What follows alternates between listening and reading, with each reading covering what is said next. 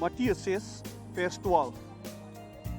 En vergewe ons skulde, soos ons ook ons skuldenaars vergewe. Vergifnis is 'n keuse.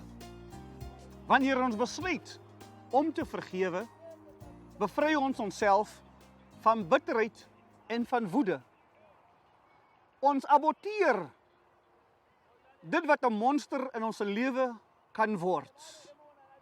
Wanneer ons vergewe, sê ons nie dat ons oortreders reg opgetree het nie, maar ons bevry onsself van bitterheid en van droefheid.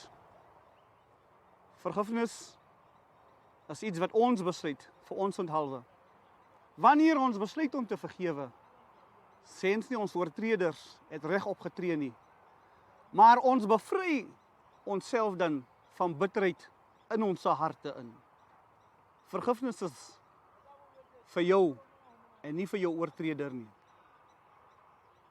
Kom ons bid saam. Vader, dankie dat U ons leer om te vergewe.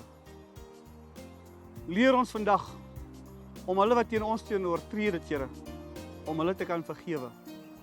Ons bid dit in Jesus se naam. Amen.